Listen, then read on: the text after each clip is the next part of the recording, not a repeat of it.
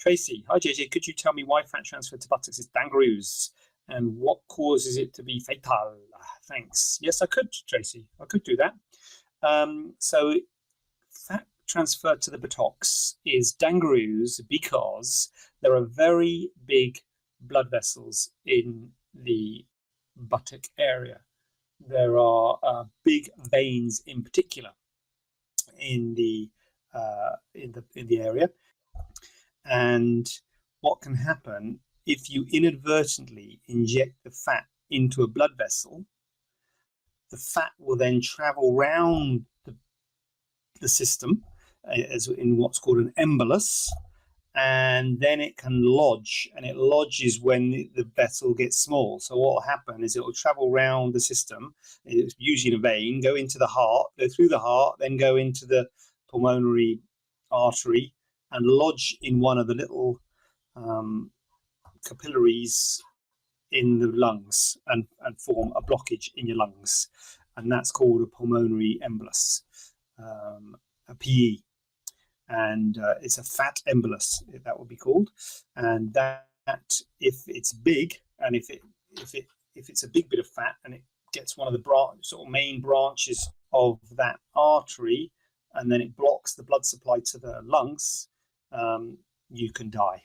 So you can die of a PE, basically, and that is why people are dying of fat embolus. It's a piece of fat goes into one of those big veins, travels around the body, lodges in your lungs, and causes a fat embolus. So that is the worry about it, because fat transfer to the buttocks seems to be higher volume. They seem to be putting quite a lot of fat in. That's one of the limitations in my hands of fat grafting. I use very small cannulas. I use quite small volumes. That's why I keep on saying it's subtle. But obviously the buttocks, they're putting big volumes in. I'm looking, thinking, how can they put such big volumes in? Using big cannulas, they're using 50 ml syringes. I'm using a 2 ml syringe when I do fat transfer. They're using big syringes, injecting these big gobs of fat in. First of all, I'm thinking, how does that survive? And secondly, I'm thinking, well, that's mainly one thing. How does that survive, to be honest, if you put a big gob of fat in? But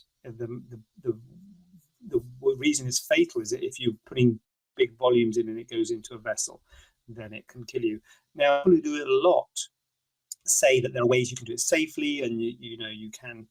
They're doing studies to say, look, we need to train people that there are safe ways of doing it. So I don't want to make out as if it's sort of doom and gloom, because the people who do it a lot say that actually you can do it safely and it is a good procedure, etc. So it may come back, but that is the reason that people are dying or have died in the past. Hope that's explained it.